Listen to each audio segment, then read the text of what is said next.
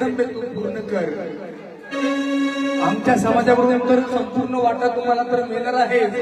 छत्रपतींच्या काळामध्ये बहिणीची रायकांच्या बरोबर आम्ही काम केलेली माणसं 1256 अजून मोडी लिपीतलं पत्र आमच्याकडे आहे. बरोबर.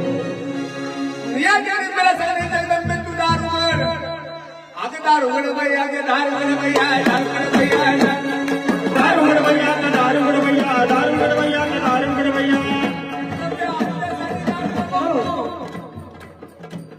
24 तास 7ही दिवस काम करणारा माझा हाकेसर.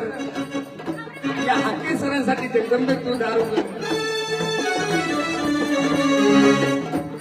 महाराष्ट्रातल्या 7 प्रांतामधनं या हाकेसरांची चळवळ चालू होते आणि या विजयंतीला ओबीसीला मानाचं स्थान या भारत सरकारमध्ये पण मिळते आणि या महाराष्ट्र शासनामध्ये पण मिळते.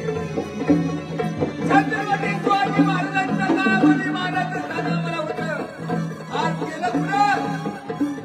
आज 50 वर्षाला तुम्ही दाखला मानधन देत आहे. 50 वर्षाला तुम्ही मानधन देत आहे. पण त्यात अशा अर्थातली 40,000चा दाखला त्याला देत नाही. या तलाट्याकडे दादाला हाका मारायला लागते. अहो दादा, गरीब रस्त्यावरला कलावंत नाही. या कलावंतासाठी तुम्ही द्या. आज महाराष्ट्र शासनाचं त्यांना सर्टिफिकेट मिळेना का? रस्त्यावर आम्ही कार्यक्रम केले. या रस्त्यावर कार्यक्रम केले. या महाराष्ट्र शासनाने हे जे कलावंत आहेत, जे मातीत काम करणारे, त्यांच्यासाठी तालुका वाईज, जिल्हा वाईज महाराष्ट्र शासन सांस्कृतिक संचालन मंडळाची कार्यक्रम भरवून त्या महाराष्ट्र शासनाचे प्रमाणपत्र या गोरगरीब कलावंतांना द्यावं. त्यासाठी तू जगदंबे दार उघड आणि या हाकेसरांच्या पाठीशी सदैव उभे राहा.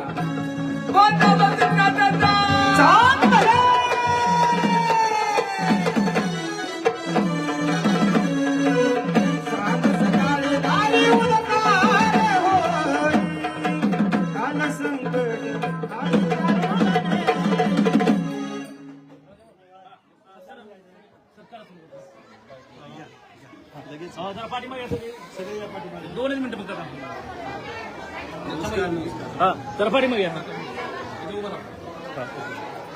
ओके सर, तुम्ही आज या ठिकाणी डवरी गोंधळी समाजाच्या या मेळाव्याला उपस्थित राहिला आहे, काय सांगाल नेमकं? आज आम्ही नाथबंदी डवरी गोसावी 51 पवार कुटुंबियांच्या वतीनं जो हा आज एक सांस्कृतिक कार्यक्रम होतो, या कार्यक्रमाला आम्ही उपस्थित राहण्याचं कारण असं आहे, आजही या नाथपंथी डवरी गोसावी समाजाला इथल्या व्यवस्थेनं आजही एखाद्या गावगाड्यामध्ये, एखाद्या समाज व्यवस्थेमध्ये, एखाद्या गावामध्ये, एखाद्या सोसायटीमध्ये आजही जमिनीशी समांतर पाल करून राहण्याची मुभा इथल्या व्यवस्थेनं दिलेली नाही. हा समाज खरं तर इथल्या लोकदैवतांचा उपासक आहे, संस्कृती टिकवण्याचं काम करतोय, महाराष्ट्राची संस्कृती पुढे घेऊन जाण्याचं काम करतोय.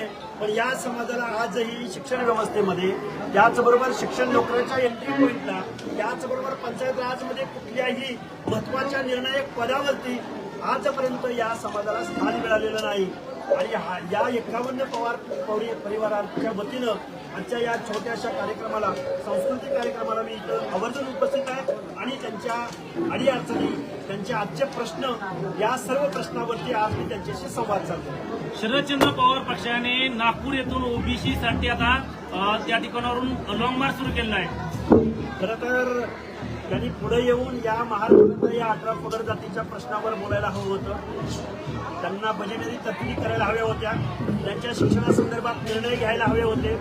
आणि आजपर्यंत आमचं ओबीसी विजय आरक्षण अडचणीत असताना त्यांनी जरांगे पाटलांना समजावून सांगायला हवं होतं. त्याचबरोबर महाराष्ट्राच्या मुख्यमंत्र्यांना अधिकारवाणीनं समजावून सांगायला हवं होतं. पण पंचायतांच्या निवडणुका डोळ्यासमोर ठेवून त्यांनी ही मंडळी यात्रा काढलेली आहे आणि हे आता आमच्या ओबीसीच्या विजयंतीच्या लोकांना हे सगळं करून चुकलेलं आहे. त्यामुळं ही यात्रा म्हणजे नौटंकी आहे. आमचे प्रश्न सोडवा, तुम्हाला यात्रा काढायची सुद्धा वेळ आहे.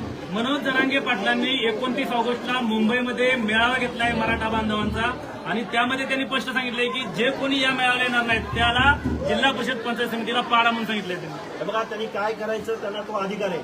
पण आमच्या ओबीसींचा आणि विजयंतीची एक संघर्ष यात्रा आम्ही महाराष्ट्रामध्ये काढत आहोत आणि 18 पगड जातीच्या बलुत्याला अनुत्याला भटक्याला विमुक्तांना या सगळ्या लोकांना एकत्रित करून आम्ही ओबीसीची वोट मांडत आहोत आणि आमच्या हक्क अधिकार टिकवण्यासाठी या महाराष्ट्रामध्ये खूप मोठी संघर्ष यात्रा निघत आहे. चला धन्यवाद.